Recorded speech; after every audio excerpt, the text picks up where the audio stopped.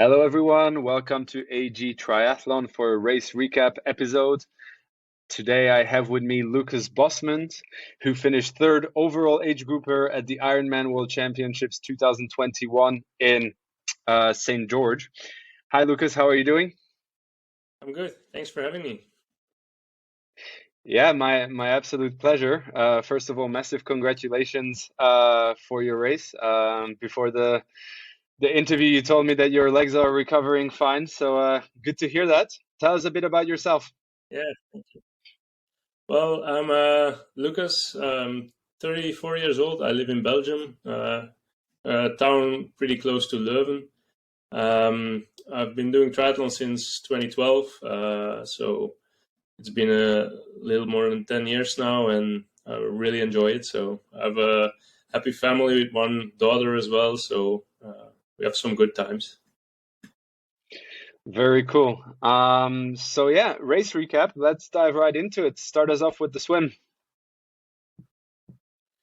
Well, beforehand, everybody was, I guess, complaining that it was too cold. But actually, on race day, it was all pretty fine. I mean, I never had the feeling that it was freezing, so the mindset was all in the race, and we took off. I think as the fifth wave, the man 30-34. So we had a little bit of zigzagging between the age groups in front of us, but there was plenty of space. So and it's the same for everybody. So it was a fair race from that point. Um, for me, it was the swim that I've actually expected. 50, 57, 58. That's mainly my swimming time. And yeah, I was happy with it when I came out of the water, and I'm always happy that I can start the bike because swimming is the less strongest from my three disciplines. So I'm always happy when the party starts on the bike. Very cool. So you're a bit like Bart Ehrnoots, right? Yeah, just Yeah, he's a couple of levels higher, but yeah, exactly. Perfect. So transition all smooth, good to go on the bike. Tell us about your transition, if there was anything eventful, and if not, then start us off with the bike. yeah, well, transition is actually a really important thing because I feel like a lot of people leave some minutes in transition while if you can keep on the focus and keep on going and pushing during transition, you can easily make up time to opponents. So I try to keep pushing in transition, and which worked out very well. I think I came out of the water in 13th or 15th position, and my wife was with a time board. I think 200 meters after transition, and she said I was in 8th position. So that's an easy gain from five spots already. So I really like that. Then the bike it was a hard day on the bike. It was early on really hot and very dry. So we all knew that. So, but it's not easy to train for that stuff, especially not in Belgium. So yeah, it's just the amount of adaptation you can do during the day and managing what you can. So it's limiting the damage, I guess. My plan was to ride a 265 normalized, but it went out a little too fast because I knew there were two guys I had to watch during the race. The Matt Kerr, who won at the end, and Jan Stepinski, the American. I did some my dad did some analytics before the race, so I knew these were the guys I was racing on the day, and they were both swimming faster as me, so I had to make up the time in the bike and the swim, in the bike and the run. So the tactics were that I was trying to close the gap, but I mean these guys are fast as well, so didn't know if it was possible.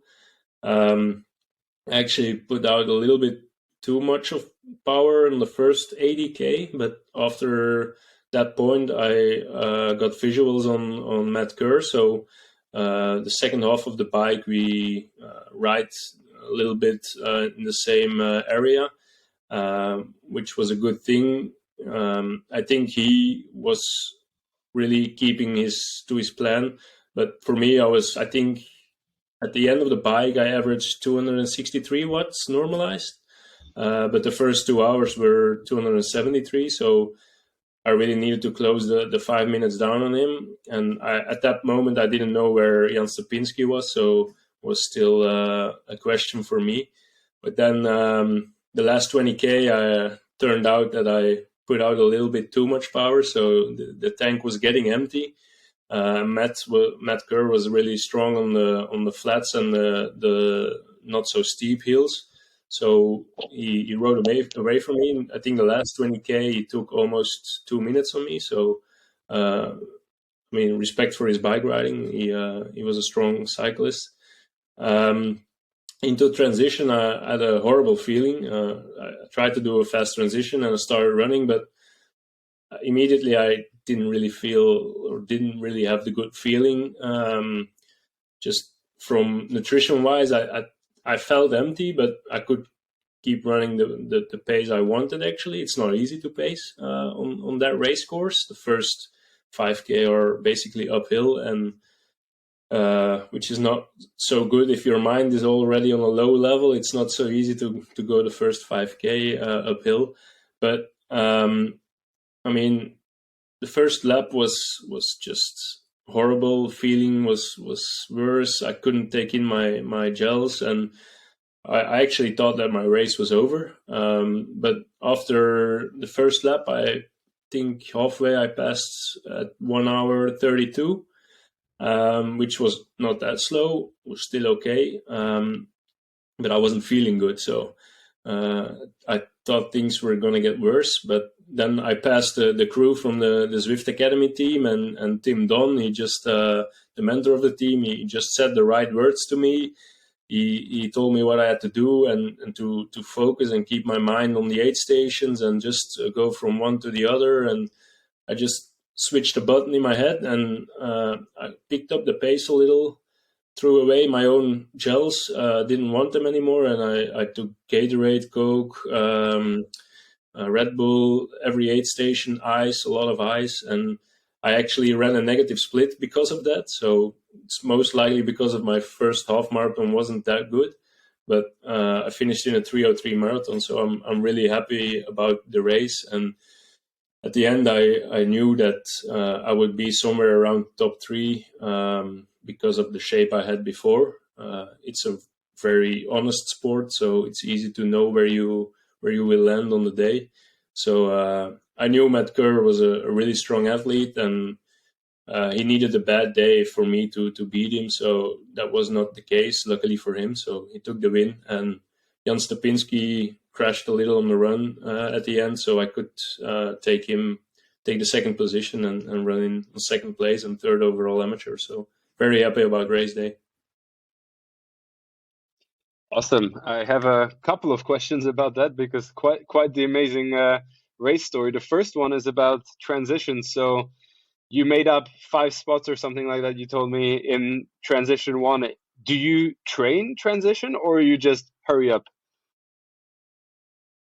I think I just hurry up. I mean, I'm not really training. If I do a brick session, for me, it's just the running with the tired legs is just a key item in the brick session. So it's not about changing in 10 seconds on training, or I mean, obviously I'm not sitting down for half an hour, but during race day, it's just about keeping the focus and just not walking aid stations. Just if you take the bike, don't drop the pace. You can run as fast with your bike.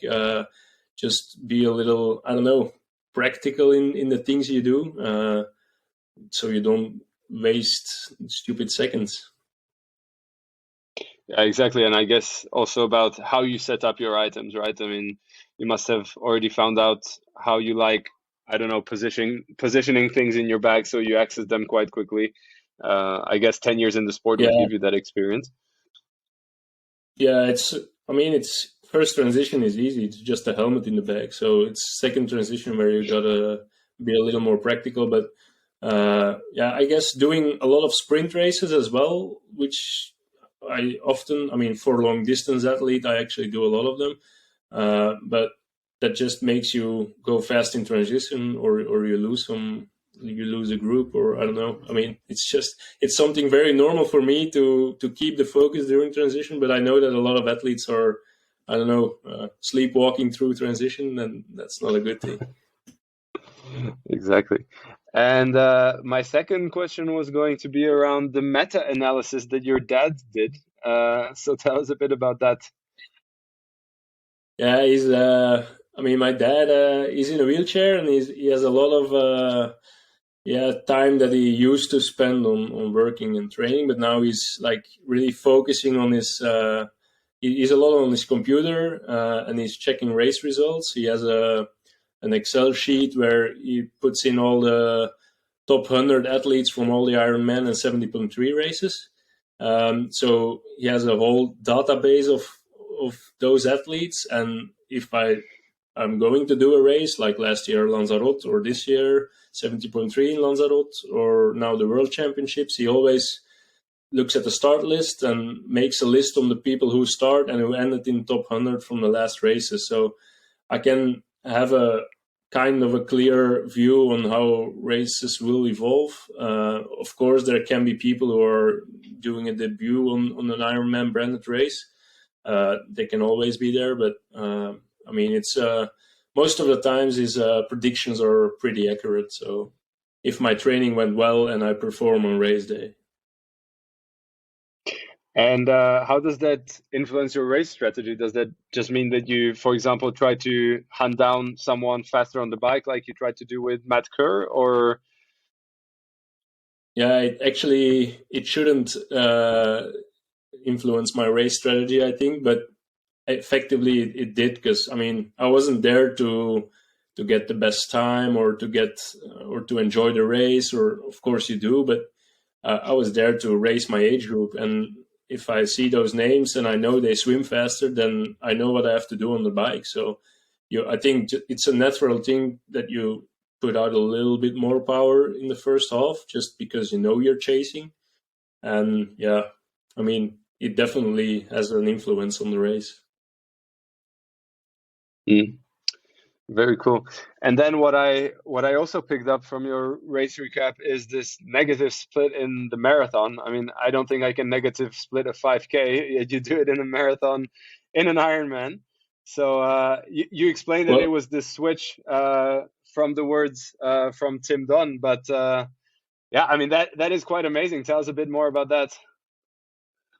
Well, I think the only reason why I negative split it was that the first half marathon, my feeling was really horrible, and which makes you not run too fast. If you have a really good feeling coming off the bike, then you more likely are gonna overpace a little and are gonna run too fast. And then obviously it's not easy to run negative split. You will end up in the same time maybe, but the splits will be different. So I think it's 100% the fact that I had a horrible feeling in the beginning. So it should be a good thing to have a horrible feeling in the start of a marathon in Ironman. Yeah, but that's what's interesting to me, right? Because when you're having a horrible feeling and you do a half marathon under the, your goal pace, then it's easy to fall apart mentally. But it seems like you didn't do that. So what is it that you tell yourself to keep going? Yeah, it's just having a stronger mind. I think, I mean, my friends and training partners, they always say to me that that I have a quite strong mind during races, and I'm not easy giving up on things. So I think that in combination with the switch that Tim Don made me do, I think that's where you can get the gains. Just, I don't know, if I mean, I was suffering, but it's easy to tell yourself that everybody's suffering. So I was always getting splits as well, and I knew guys who passed me in the first lap that I've inside and could pass again. So I knew I was doing well. And once you made the switch, and the next 5K goes a lot easier. So Awesome. And then all in all, you get the podium. Were you happy with that? What was your immediate thought after the race? Were you completely elated, maybe a bit disappointed, or? well, At first, after crossing the finish line, of course, I'm extremely happy because second place is really, yeah. Although on paper I knew I would be around top 3, top 5, you still have to deliver, and I mean it's easier said than done. So you're always relieved if you've done it and you finish second. Of course, afterwards you start thinking, you start looking at race results, other age groups, overall results, and it's the thing you can see is that the age group 30-34 is really strong field. I think from the top 10 overall age groups, I think it's 5 people or something came out of my age group. So you get third overall, which is really nice, but you're not the world champion because there's a faster guy in your age group. So that's always a little hard to think about, but I mean, it can only motivate me to the future. So, yeah. Very cool. Lucas, was amazing hearing about your race. Thanks a lot for sharing your race recap with us. Massive congratulations once again. And yeah, all the best for the rest of the season. Yeah, thanks, man. Thanks for having me. My absolute pleasure.